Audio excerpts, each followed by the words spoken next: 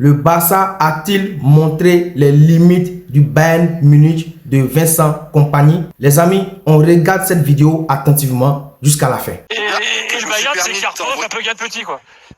Non, tu peux pas dire ça. C'est pour te chauffer. On le lance pas là-dessus. Moi, je veux savoir où en est le Bayern, là, parce que je comprends. Les copains sont là, donc les copains vont pouvoir confirmer, je pense, que j'avais dit lundi, malgré la victoire 4-0 contre Stuttgart, j'avais le sentiment que le Bayern, pour prendre une métaphore cycliste, était sur un faux plat descendant. Sur les 5 dernières rencontres, le Bayern de Vincent Kompany, et je cite Vincent Kompany à dessein, c'est une victoire, 2 nuls, 2 défaites. Il a un totem d'immunité en Allemagne depuis qu'il est arrivé. Il bénéficie d'un storytelling exceptionnel de la part du Bayern Munich quand c'est pas, par exemple, le directeur sportif qui va sur les plateaux de télé. Ah, ça marche les storytelling pour les entraîneurs, oui, c'est un truc qui se fait. Ouais. Non, parce qu'il y en a un beau qui a commencé à Paris depuis un an, mais ici on n'est pas foutu de le voir, quoi. Donc. non, mais je peux t'assurer qu'en Allemagne, et y compris chez les supporters du Bayern, il n'y en a pas beaucoup qui le voient. C'est aussi une façon de vouloir effacer la fameuse période de l'année dernière pour trouver un nouveau coach, qui est surnommé en français dans le texte la farce, pour trouver le nouveau coach l'année dernière.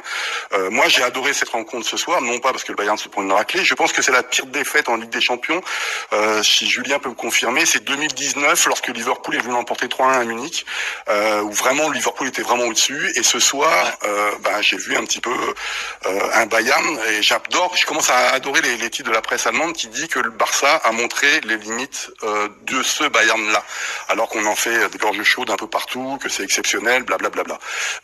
J'ai pas bien compris la rencontre. Bon, que tu te prennes un but aussi rapidement, ça peut arriver. Que tu domines ensuite pour l'égalisation très logique et que d'un seul coup tu t'écroules à nouveau. Est-ce que c'est parce que Vincent Kompany ne fait pas tourner son équipe? Est-ce que parce que Olise, je l'avais cité d'ailleurs lundi, était très moyen contre Stuttgart, ce soir il rate tout. Donc le faire comme on le fait en Allemagne, le comparer à Robben et Ribéry, on va arrêter de 30 secondes, quoi. Donc toutes ces choses-là fait que il y a 6 mois, il était anonyme complet, là d'un coup on va en faire limite un top 10 ballon d'or, lui. Voilà, donc il va falloir que ce soir, j'ai vraiment pas tout à fait compris la rencontre. J'ai eu le sentiment que pour la première fois depuis des années, mais vraiment des années, tu vois, même le 3-0 du PSG en Ligue des Champions en période d'Ancelotti, on savait que c'était la fin d'Ancelotti, que les joueurs l'avaient lâché. Donc ça, on peut l'expliquer.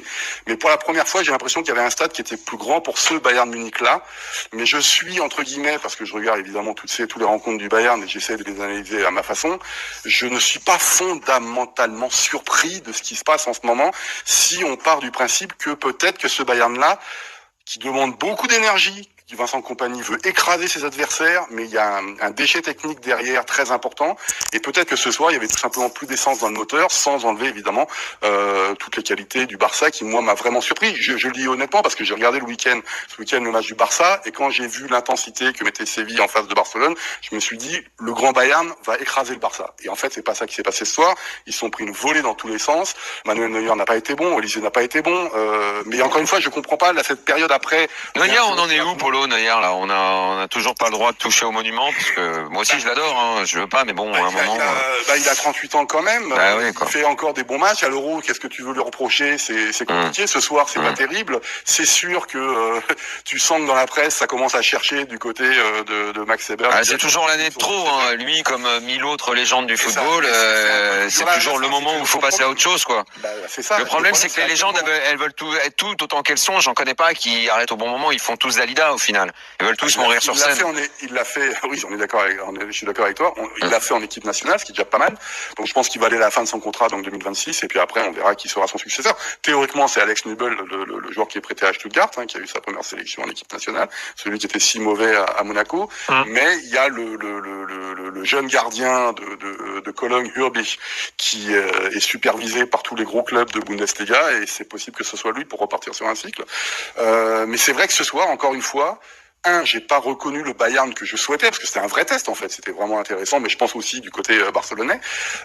J'ai pas compris les buts qui se sont pris, j'ai pas compris les fautes techniques, et encore une fois, j'ai pas compris cette domination territoriale et physique pendant 20 minutes et technique qui amène l'égalisation d'Harry Kane. Et ça s'est écroulé d'un seul coup, donc je sais pas trop.